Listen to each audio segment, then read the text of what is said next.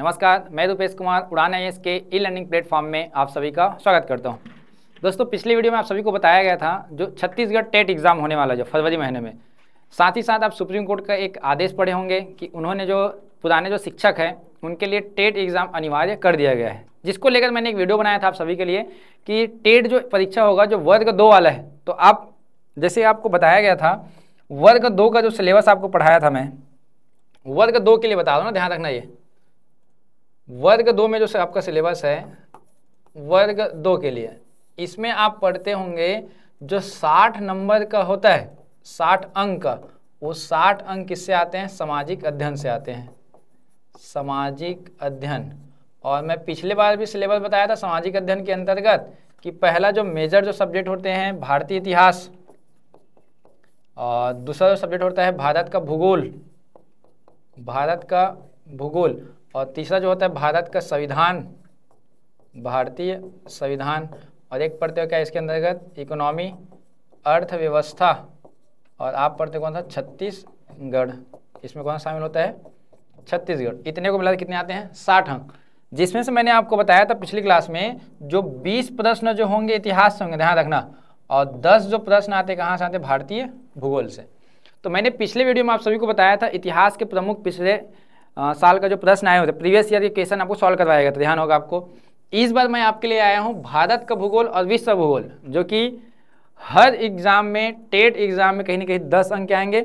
मैं इस बार 2024 का और 2022 का जो 2 बार टेट एग्जाम जो हुआ था प्रीवियस ईयर का, उसका क्वेश्चन को आपके लिए MCQ पैटर्न में लेकर उपलब्ध हुए हैं, ध्यान रखेंगे। साथ साथ आपको आगामी जो भी परीक्षा होगा CG व्यापम या CG टेट को लेकर, उसमें काफ़ी ये काम आने वाला है। चाहे आप शिक्षक भर्ती की तैयारी कर रहे हो, चाहे अमीन पटवारी की तैयारी कर रहे हो, चाहे अन्य कोई भी एग्जाम होगा उसके लिए, तो ध्यान रखिएगा। भारत का भूगोल के प्रमुख प्रश्न है। आज हम जो प्रश्न जो कर रहे हैं CG टेट का जो प्रश्न आए थे 2022 और 2024, और सब्जेक्ट क्या होगा हमारा? भारत का भूगोल और विश्व का भूगोल। मैंने पिछले क्लास में इतिहास के प्रश्न करवाए थे, आज भारतीय भूगोल करवा रहे हैं, ध्यान रखिएगा आप, ठीक है। तो हम बढ़ते हैं आगे प्रश्नों की ओर। सबसे पहला प्रश्न देखते हैं। पहला प्रश्न आप सभी के लिए, भारत का इस्पात नगर कहाँ स्थित है पूछा गया है।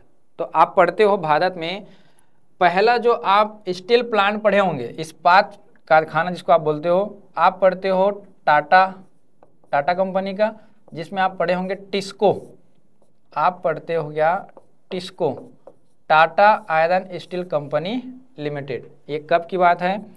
1907। किसने स्थापित करवाया थे?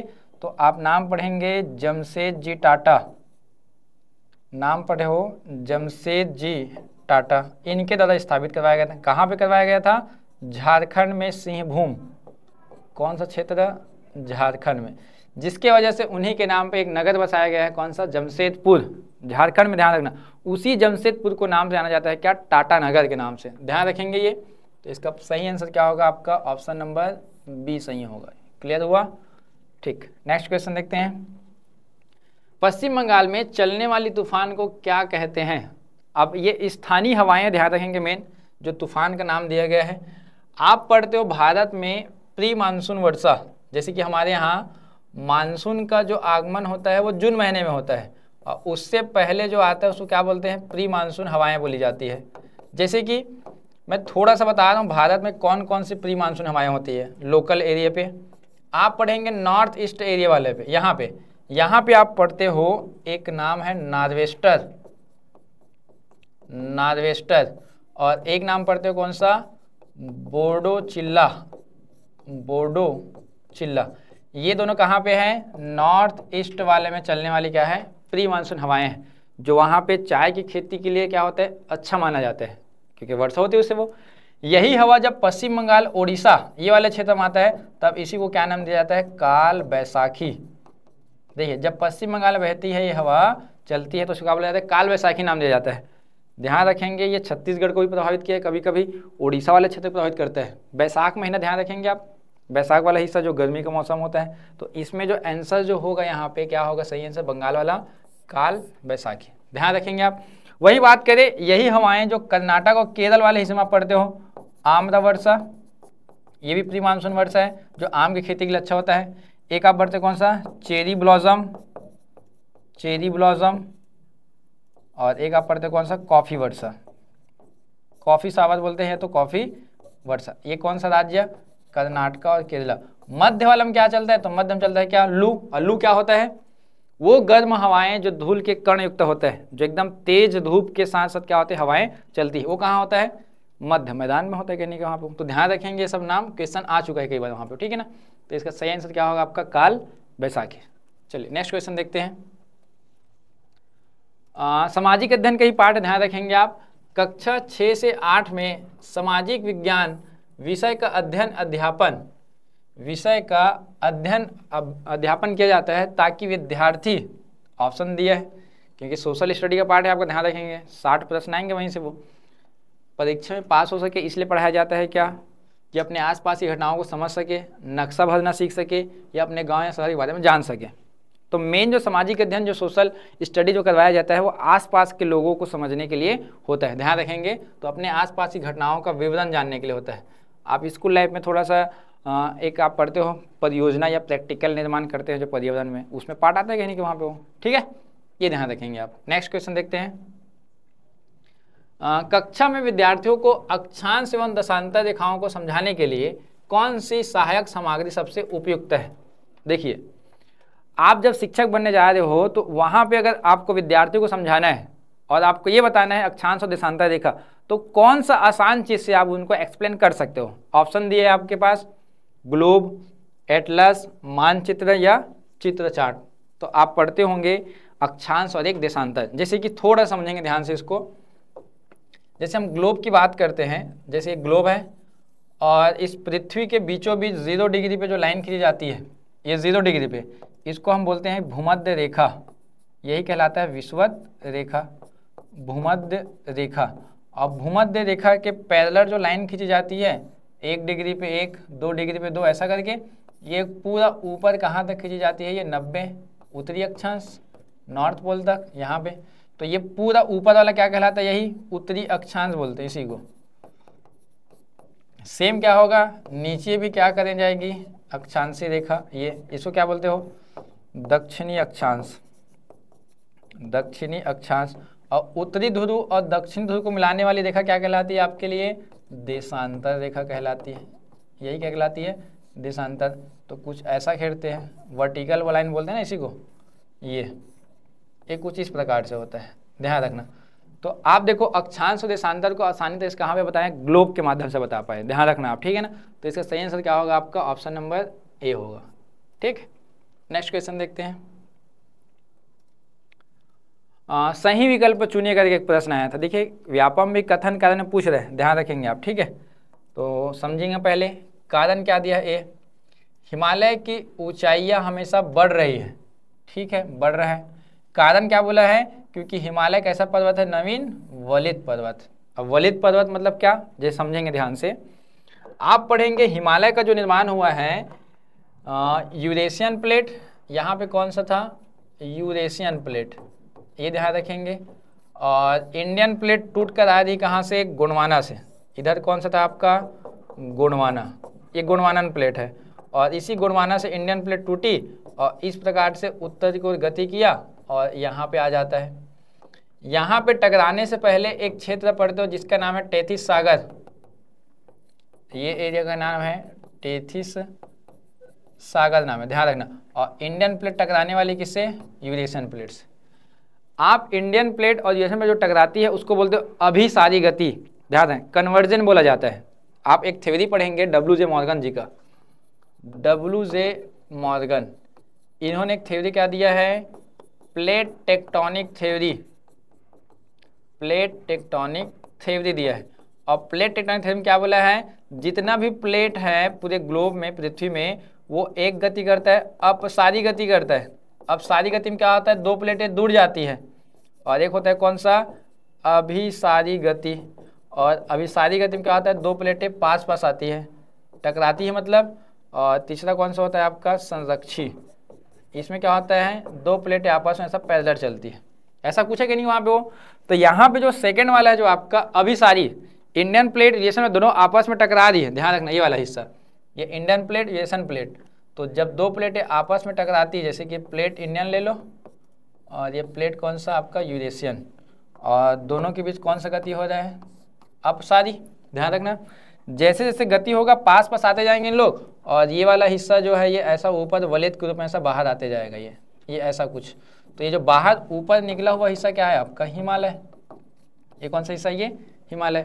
तो दोनों प्लेट तो हमेशा अभी भी बढ़ रही ना, तो बीच का हिस्सा क्या होता जा रहा है, ऊपर उड़ते जा रही है। ध्यान रखना, तो ये क्यों हो रहा है, क्योंकि वलित पर्वत है और वलित पर्वत की वजह से हाइट बढ़ते जा रही है कहीं वहाँ पे वो, जिसकी वजह से यहाँ पे कथन और कारण अगर देखोगे तो यहाँ पे समझिएगा, ये जो आपका कथन तो सही है, कारण भी सही है, एक दूसरे की व्याख्या भी करता है। ध्यान रखना, वलित पर्वत के वजह से होने की वजह से क्या है, उसका हाइट बढ़ते जा रहे हैं। माउंट एवरेस्ट 8848 था कुछ साल पहले, अभी कितना पढ़ते हो, 8848.85 पढ़ते हो, तो ये सही है। ध्यान रखना, कथन और कारण दोनों सही है और उसका व्याख्या भी करता है। आया समझ में, ये क्वेश्चन कई बार फंसा है, ध्यान रखेंगे आप। नेक्स्ट क्वेश्चन देखते हैं, स्थल मंडल को निम्न से कौन सा भाग वर्णित है। स्थल मंडल जो है कौन सा भाग को वर्णित किया जाता है, तो आप पढ़ते हो स्थल मंडल के अंतर्गत। थोड़ा सा ये मैप को समझना ध्यान से, मैं बता दूं आप लोगों को। आप जब मैप पढ़ते हो, भूमि का आंतरिक हिस्सा जो है ये वाला पार्ट, सबसे ऊपर वाला जो हिस्सा कहलाता है आपका मुख्य रूप से भूपर पट्टी, इसको हम बोलते हैं भूपर पट्टी। ध्यान रखना, और बीच वाला क्या कहलाता है आपका मुख्य रूप से भूप्रवाद, भूप्रवाद, और नीचे वाला क्या कहलाता है आपका क्रोड बोलते हो। ये तीन नाम जानते हो, भूपर पट्टी, भूप्रवाद और एक क्रोड। इसी को आप अंग्रेजी में क्या बोलते हो, क्रस्ट। ये क्या कहलाता है अंग्रेजी में, क्रस्ट बोलते हैं इसी को, ध्यान रखना है। और ये क्या कहलाता है, मेंटल या मेंटल बोलते हैं इसी को, ये क्या कहलाता है, मेंटल। और नीचे वाला क्या कहलाता है, कोर कहलाता है, इसको क्या बोलते हो आप लोग, कोर बोला जाता है। तो ये जो सबसे ऊपर जो हिस्सा है ये पूर्ण रूप से ठोस है, ये वाला हिस्सा, ये हिस्सा क्या है, पूर्णतः ठोस है। ध्यान रखना, ये वाला पार्ट, ये पूर्णतः क्या है, ये ठोस है। ये जो हिस्सा है आपका भूपदार्थ वाला हिस्सा क्या है, अर्ध ठोस है। ये कैसा है, अर्ध ठोस। और इसको आप ऊपर वाले को पढ़ते हो क्या, ये वाला हिस्सा लिक्विड फॉर्म में, मतलब द्रव है ये, और नीचे वाला क्या है, इसका पूर्ण रूप से क्या है, ये ठोस है। तो सबसे ऊपर जो ठोस है वही क्या कहलाता है आपका स्थल मंडल बोलते हैं, उसी को ध्यान रखना। तो यहाँ पे ऑप्शन देखो, यहाँ पे भूपर पट्टी और क्रोड तो नहीं आएगा, क्योंकि क्रोड सबसे क्या है, नीचे है, ठीक है। भूपर पट्टी और मेंटल का निम्न भाग ये भी नहीं आएगा, ये आ सकता है भूपर पट्टी और मेंटल का सबसे ऊपरी भाग। अब मेंटल का ऊपरी भाग कौन सा बोल रहे हैं, इसको जो आप पढ़ रहे हो मेंटल, ये वाला हिस्सा ऊपरी भाग बोल रहे हैं यहाँ पे, ये। तो ये आंसर होगा कहीं नहीं वहाँ पे वो। तो इसका जो सही आंसर जो होगा कौन सा होगा आपका, ऑप्शन नंबर बी, ये सही होगा। ये तो क्रोड आएगा ही नहीं आएगा, क्रोड तो सबसे नीचे आंतरिक भाग होता है ना वहाँ पे वो, तो ये नहीं आ सकता। तो ऑप्शन नंबर बी आपका क्या होगा, ये सही आंसर होगा, ध्यान रखेंगे आप, ठीक है। नेक्स्ट क्वेश्चन देखते हैं, वायुमंडल की निम्न परतों में से किस एक परत में जलवायु तथा मौसम संबंधित परिवर्तन होते हैं। तो आप जब वायुमंडल पढ़ते हो तो वायुमंडल का लेयर आप पढ़ते हो, वायुमंडल का सबसे निचली जो स्तर होती है, सबसे नीचे वाला, ये कहलाता है क्या, क्षोभ मंडल, ट्रोपोस्फीयर बोलते हैं इसी को आप लोग, जो 0 से कहाँ तक होता है, 18 किलोमीटर। इसके ऊपर जो 50 किलोमीटर तक होता है वो क्या कहलाता है आपका, समताप मंडल, समताप मंडल। इसके ऊपर कौन सा होता है आपका, मध्य मंडल, फिर कौन सा, आयन मंडल, या इसी को क्या बोलते हो, ताप मंडल। और सबसे ऊपर कौन सा होता है आपका, बहिर्मंडल। ये 5 होता है। तो सबसे नीचे वाला जो सतह है, सबसे निम्न वाला जो सतह कौन सा आपका, क्षोभ मंडल। इसी में क्या होता है, जितना मौसमी संबंधी घटनाएं होती इसी में होता है। मौसमी घटनाएं, क्या क्या मौसमी घटनाएं में आएगा, आंधी, तूफान, पानी, बरसात, बिजली कड़कना, सब इसी में होगा। समताप, ताप क्या है यहाँ पे, समान है, तो यहाँ पे तापमान क्या हो जाता है, इक्वल हो जाता है। टेम्परेचर क्या होता है, बराबर रहता है, ध्यान रखना। तो कोई मौसमी घटनाएं होगी क्या, नहीं। इसी का नाम देखे होंगे, जितना आप एरोप्लेन या हवाई जहाज जो पढ़ते हो, वायुयान, वो कहाँ चलती है, वो समताप मंडल में, यहाँ पे समताप मंडल में चलता है, ध्यान रखना। वायुयान वगैरह है। साथ साथ आप समताप मंडल में पढ़े होंगे एक लेयर, आप पढ़े समताप मंडल में क्या, ओजोन लेयर। ये ओजोन लेयर कहाँ से कहाँ तक है, 15 किलोमीटर से 35 किलोमीटर तक, 1 किलोमीटर में ना, यही क्या कहलाता है, ओजोन लेयर। तो सर्वाधिक विस्तार कहाँ पे है आपका, समताप मंडल में। तो ये क्वेश्चन आ चुका है, ध्यान रखना आप। अभी क्या पूछा है, मौसम संबंधी घटनाएं कहाँ पे होती है, तो इसका आंसर क्या होगा, अधोमंडल। अधोमंडल मतलब सबसे नीचे वाला मंडल, निम्नतर स्तर, इसी को तो क्षोभ मंडल बोलते हो। देखो क्वेश्चन फंसा दिया आपको कहीं ना कहीं वहाँ पे। आप पढ़े क्षोभ मंडल, आया क्या आपका अधोमंडल। अधो मतलब क्या होता है, नीचे होता है, ध्यान रखना आप। तो सबसे नीचे में कौन सा है आपका, क्षोभ मंडल है। कई बार अंग्रेजी में पढ़े होंगे आप लोग, troposphere, stratosphere, mesosphere, ionosphere, exosphere, ये भी क्वेश्चन आता है कहीं कहाँ पे। जैसे कि यहाँ पे आयन मंडल, ये क्वेश्चन आता है, जितने सैटेलाइट स्थापित होता है यहीं पे होता है, ध्यान रखना। सैटेलाइट कहाँ पे स्थापित होता है आपका, आयन मंडल, क्योंकि वहाँ से क्या निकलता है, जो विकिरण जो आती है ना उसको वापस भेजती है वहाँ पे वो। तो सैटेलाइट वहीं आयन मंडल में होता है, ध्यान रखेंगे आप, ठीक है ना। तो ये थोड़ा सा क्वेश्चन है, ध्यान रखना आप। नेक्स्ट क्वेश्चन देखते हैं। भारत का सबसे बड़ी बहुउद्देशीय परियोजना कौन सी है, सबसे बड़ा बोला है, ध्यान रखना। पहला अगर पूछा जाता तो किसको लेते हैं आप, दामोदर घाटी को। ये सबसे पहला है, दामोदर नदी पे भारत का पहला क्या है, परियोजना है। यहाँ पे आंसर जो आता है भाखड़ा नांगल परियोजना। और ये जो है आप पढ़ेंगे दो नदी, एक आप पढ़ते हो मुख्य रूप से सतलज, नदी का नाम क्या है, सतलज। और दूसरा जो नदी पढ़ते हो उसका नाम क्या है आपका, व्यास। सतलज और व्यास, ये दोनों जहाँ पे संगम करती है, पंजाब में एक जगह है Harike barrage, Kapurthala district, Harike barrage. और यहाँ पे जो पानी जो रुकता है ये वाला हिस्सा, यही क्या बनता है, जलाशय। तो यही क्या है आपका, भाखड़ा नांगल जलाशय, ध्यान रखेंगे। और भाखड़ा नांगल जलाशय का नाम है किसके ऊपर, गोविंद सागर जलाशय, गोविंद सागर जलाशय। और यही गोविंद सागर जलाशय को बोला जाता है भारत का सबसे ऊंचा गुरुत्वी बांध का नाम दिया जाता है। गुरुत्वी बांध में क्या है, सबसे ऊंचा बांध है। तो ये कहाँ पे है, पंजाब और हिमाचल प्रदेश दोनों वाले राज्य में आता है। तो ये क्वेश्चन पूछा गया, सबसे बड़ा बोला गया है ना, ध्यान रखना। तो इसका क्या आएगा, भाखड़ा नांगल परियोजना। सबसे पहला पूछा जाएगा तब दामोदर घाटी, मैं यहाँ पे थोड़ा सा लिख रहा हूँ, ध्यान रखना। सबसे पहला पूछते हैं ना कभी भी क्वेश्चन, तो याद है किसको, दामोदर घाटी। और सबसे ऊंचा पूछेगा भारत का ना, सबसे ऊंचा तो कौन सा है, टिहरी बांध। कौन सा आता है, टिहरी बांध, उत्तराखंड में। और सबसे लंबा बांध पूछा जाता है ना, तो ध्यान रखना सबसे लंबा कौन सा आता है, हीराकुंड, ओडिशा, महानदी। और सबसे बड़ा बोला जाता है ना, जहाँ पानी स्टोर सबसे ज़्यादा होता है, वो कौन सा है, भाखड़ा नांगल। ये चार क्वेश्चन फिक्स है, आना ध्यान रखना, कभी कभी बहुत सारे क्वेश्चन आते हैं। नेक्स्ट क्वेश्चन देखते हैं। कौन सा एक प्रायद्वीप पठार संबंधित नहीं है बोला है, ये वाला हिस्सा क्वेश्चन नहीं है बोला है, ध्यान रखना आप, ये नहीं है। तो आप भारत का जो भौगोलिक दशाएं जब पढ़ते हो, जब आप भारत का भौगोलिक या तो आप पढ़े होंगे प्राकृतिक विभाजन। तो प्राकृतिक विभाजन भारत को कितने भागों में बांटा जाता है, 4 भागों में। चलिए कौन कौन सा 4 भाग है, भारत का नॉर्दर्न जो साइड है कौन सा है आपका, पूरा हिमालय पर्वत। ये कौन सा पर्वत है, ये हिमालय। भारत का साउदर्न जो एरिया है ट्रायंगल शेप में, यही कौन सा है आपका, प्रायद्वीप। यही कौन सा हिस्सा है, प्रायद्वीप। और भारत का मिड वाला जो हिस्सा यहाँ पे, ये क्या है आपका, मैदान है। ये कौन सा है, मैदान। और ये जो आपका कोस्टल जो एरिया है, इसको बोलते हैं कौन सा, तटीय मैदान। ये 4 भाग होते हैं, पर्वत, प्रायद्वीप पठार, मैदान और एक आपका तटीय मैदान। तो यहाँ कौन सा नहीं है बोला है, तो काली मिट्टी। काली मिट्टी जो है दक्कन ट्रेप चट्टाने मिलता है, और वो कौन सा हिस्सा है भारत का, ये वाला क्षेत्र, ये वाला हिस्सा भारत का। देखो यहाँ पे वो आगे प्रायद्वीप में, ये तो है प्रायद्वीप का। आग्नेय चट्टान, वो काली मिट्टी ही क्या है, आग्नेय चट्टान से बनती है, मतलब काली मिट्टी ही आग्नेय चट्टान से बनती है, ध्यान रखना। तो यही वाला क्षेत्र होगा आपका बेसाल्टिक वाला, ये भी सही। दक्कन ट्रैप भी सही है, वही बताया आपको। खादड़ जो है ये गंगा के मैदान में आता है, ये गंगा का मैदान का पार्ट है। आप पढ़ेंगे, एक नाम सुने होंगे बांगर, एक नाम सुने होंगे कौन सा, भाबर, एक नाम सुने कौन सा, खादर, एक पढ़ते कौन सा, तराई।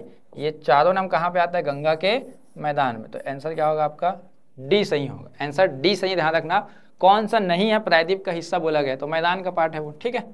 नेक्स्ट, ए और बी को मिलाना है, ध्यान रखना। एक तरफ ए दिया है और एक तरफ बी दी गई है, क्या क्या दिया गया समझेंगे ध्यान से आप लोग क्वेश्चन को। पी तरंगे, तो आप पढ़ते हो जब भूकंप पढ़ते हो तो PSL प्राइमरी, सेकेंडरी, और एक कौन सा लॉन्गिट्यूड तरंगे पढ़ते हो। तो पी तरंगे जो है किससे संबंधित है, भूकंप तरंगे है। तो ए का क्या आएगा यहाँ पे, 3। लेकोलिथ, लेकोलिथ क्या होता है? ज्वालामुखी संबंधित है। Option number A. बेसाल चट्टान अभी बताया आप सभी को, आग्नेय चट्टान। 2 संगमरमर किससे? कैंतरित, ये 4। 3 1 2 4, आप देखिए 3 1 2 4, ऑप्शन नंबर बी यहाँ पे मैच हो रहे।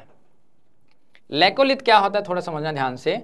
जब लावा जब उद्गार होता है ना, तो लावा जब ऊपर की ओर आता है ऐसा इस प्रकार से, और ऐसा गुंबदाकार ऐसा आकार ले लेता है, उसको क्या बोलते हैं? लेकोलिथ। जो 2 चट्टानों के मध्य से क्या निकलता है? वो बाहर निकलता है, वो कहलाता है लेकोलिथ। एक होता है बैथोलिथ, जो क्या करता है, उसका जो क्षेत्र होता है वो चौड़ा होता है, और ऐसा क्या होता है? ऐसा गुंबदाकार होता है, ध्यान रखना। तो एक हम लोग लेकोलिथ पढ़ रहे हैं, तो मैंने बताया किससे संबंधित है? वो ज्वालामुखी से संबंधित है। समझ में आया ये? तो याद रखेंगे आप, ठीक है। नेक्स्ट है, कौन सा एक अपर्दन का अभिकर्ता नहीं है? अर्थात कौन से कारण जो है अपर्दन का नहीं है? तो अपर्दन किससे किससे होता है? तो अपर्दन आप पढ़ते हो क्या? बहता हुआ जल, जैसे कि ये मान लो जाए मिट्टी है, ये मिट्टी है, और इसके ऊपर जब नदी गुजरती है तो क्या करती है? इसको बहा करके ले जाती है। पहला तो है ग्लेशियर, आप पढ़े होंगे, ये है, ये भी है। जब आप पढ़ते हो ग्लेशियर को तो आप ध्यान होगा, ग्लेशियर जब पिघलता है, जैसे मान लीजिए ऊंचा चट्टान है ये, और इस ऊंचा चट्टान में क्या यहाँ पे ग्लेशियर है, और ये पिघलेगा तो क्या करेगा? वो चट्टान का जो ऊपर वाला हिस्सा है पहाड़ का, उसको बहा कर लेके जाता है ऊपरी हिस्से को, ये भी सही है। हवा, हवा आप लोग देखे होंगे, जब एकदम मैदानी या शुष्क एरिया में आप पढ़ते हो तो यहाँ के हवा जो है मिट्टी को उड़ा करके ले जाती है, हवा जो है मिट्टी को उड़ा करके ले जाती है, अपर्दन होता है। तापक्रम उतना प्रभाव नहीं करता है, ध्यान रखना आप, टेम्परेचर उतना मायने नहीं रखते अपर्दन के लिए ना, ध्यान रखना आप। तो ये आपका आंसर क्या होगा? डी सही होगा, ठीक है। नेक्स्ट, कौन सा भू आकृति नदी द्वारा बनाई जाती है? इनमें से कौन कौन सा एरिया जो है नदी बनाता है? तो नदी के लिए आप पढ़ेंगे पहला गॉर्ज, गॉर्ज, और गॉर्ज को ही आप क्या बोलते हो? महाखड्ग। ये क्या है? बड़ा सा क्या है? गड्ढा है। जैसे कि आप पढ़ेंगे, जैसे मान लो जाए हिमालय पर्वत है ये, और हिमालय पर्वत में क्या है? नदी आ रही मान लो जाए, और नदी क्या करेगी? यहाँ पे जब आएगी, अब नदी तो ऐसा ऊपर चढ़ के तो नहीं जाएगी, है ना, तो नदी क्या करती है? अपने मार्ग में ऐसा गहरा गॉर्ज काट देती है, और गहरा गॉर्ज काट कर कहाँ मुड़ जाती है? दक्षिण की ओर।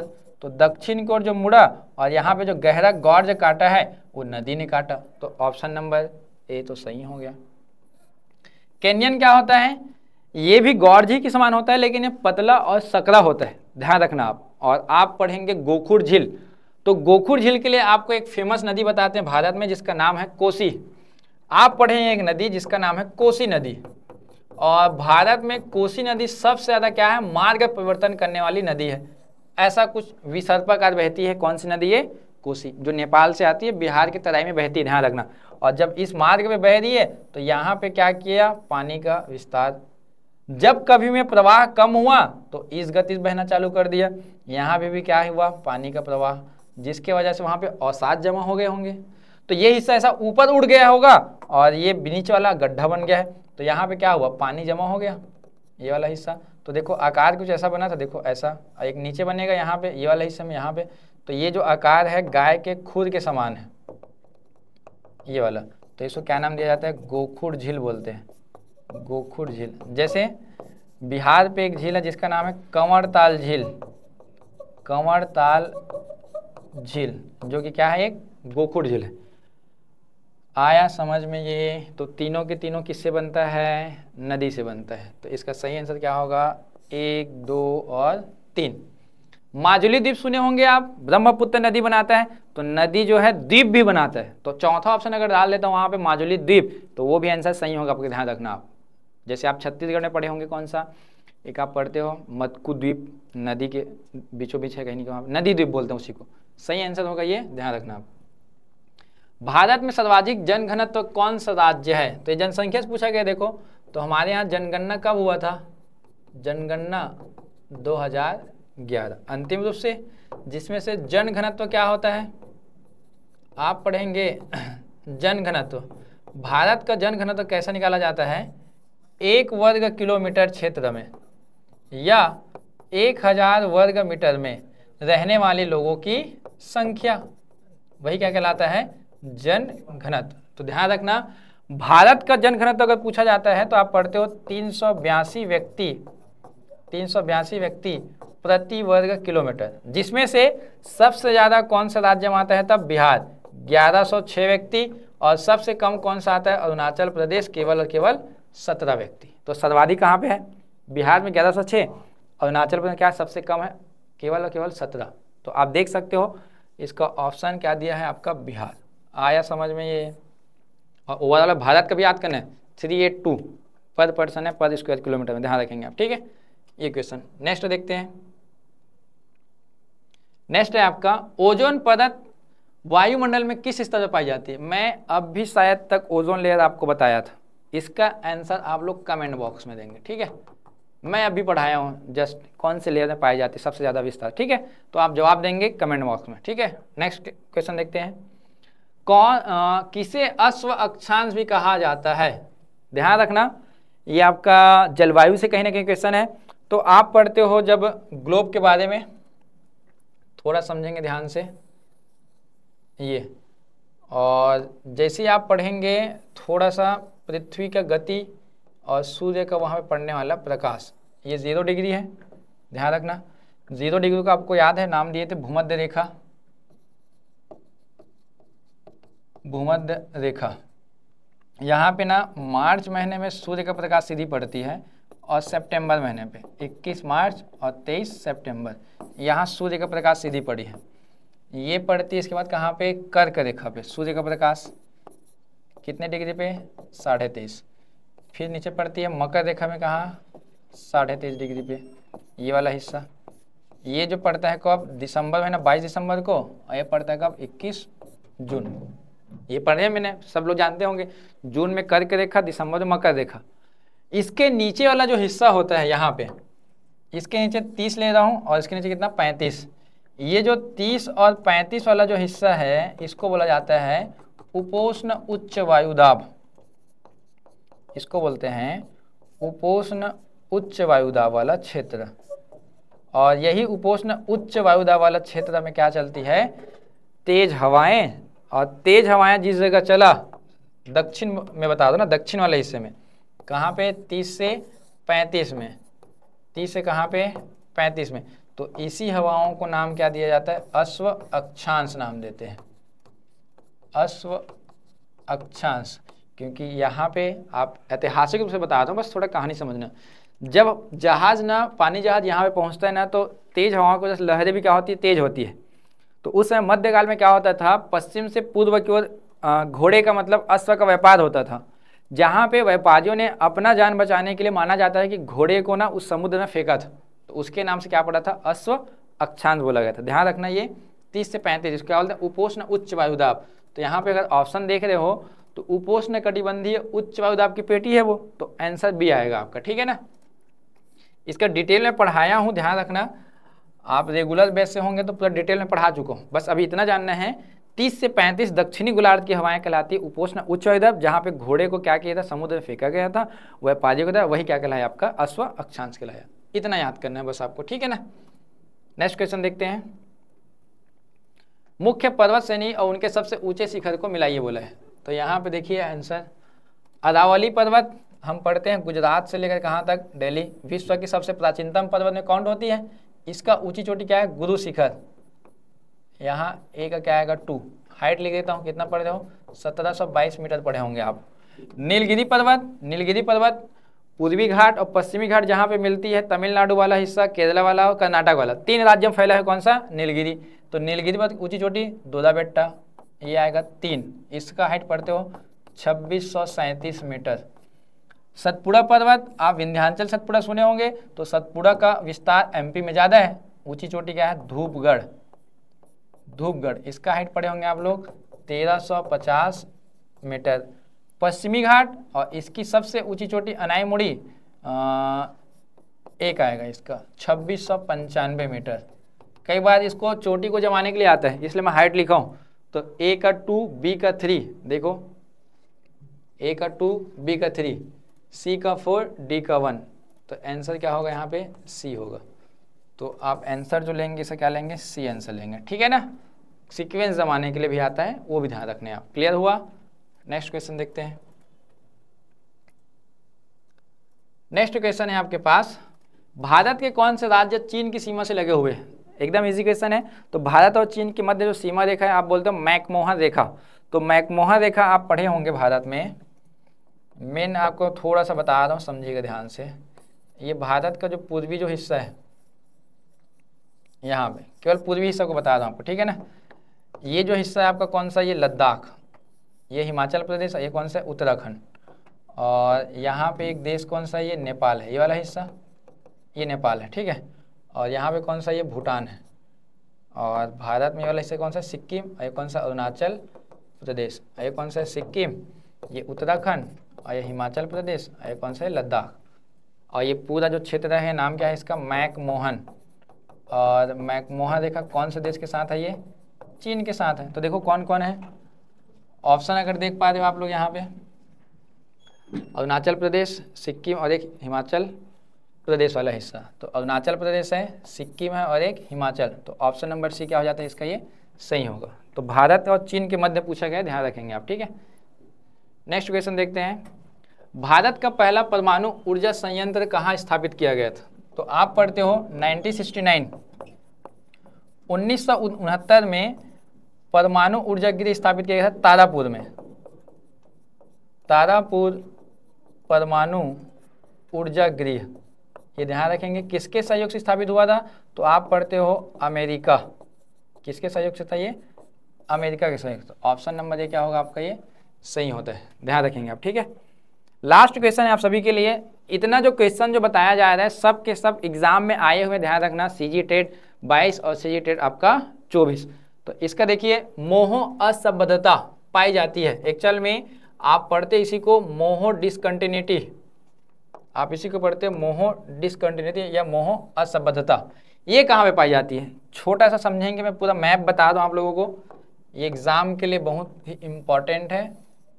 जैसे अभी आपको याद होगा, एक बताया गया था, सबसे ऊपर वाले क्या बोलते हैं हम लोग? भूपर पट्टी बोलते हैं।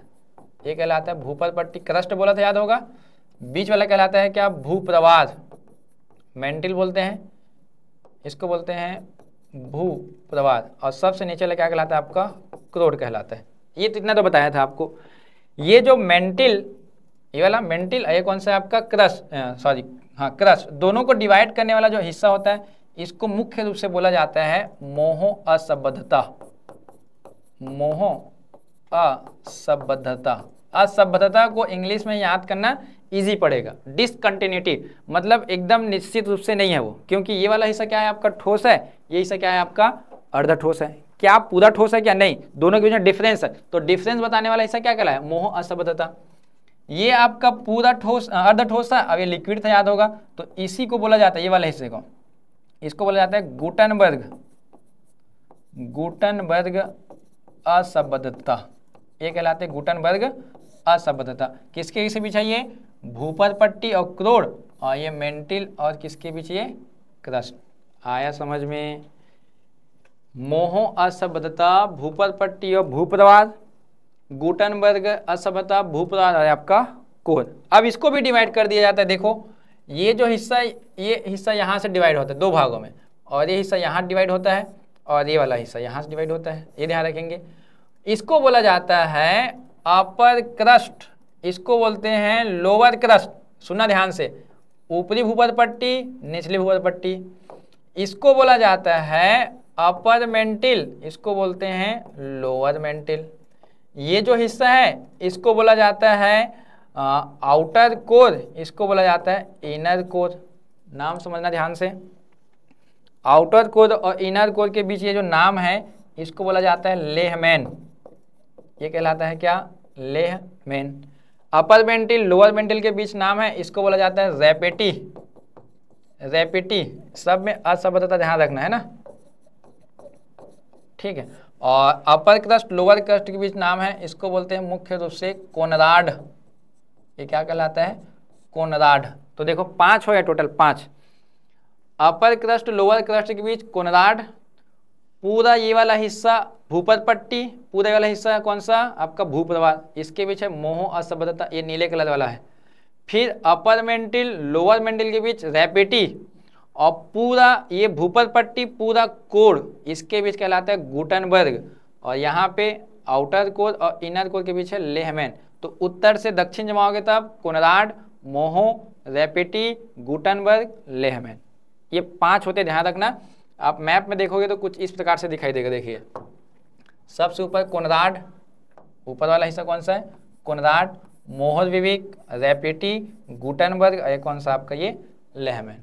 तो ये 5 ध्यान रखेंगे, ये काफ़ी महत्वपूर्ण है। पूछा है मोहो किसके बीच है, तो आप बताइए किसके बीच होगा। ये बाह्य और आंतरिक को हटा दो, ये भी हटा दो। मेंटिल और कोर ये भी हटेगा। तो भूपर पट्टी सबसे ऊपर वाला और मेंटिल बीच वाला। तो आंसर क्या होगा इसका, ए होगा। आया समझ में।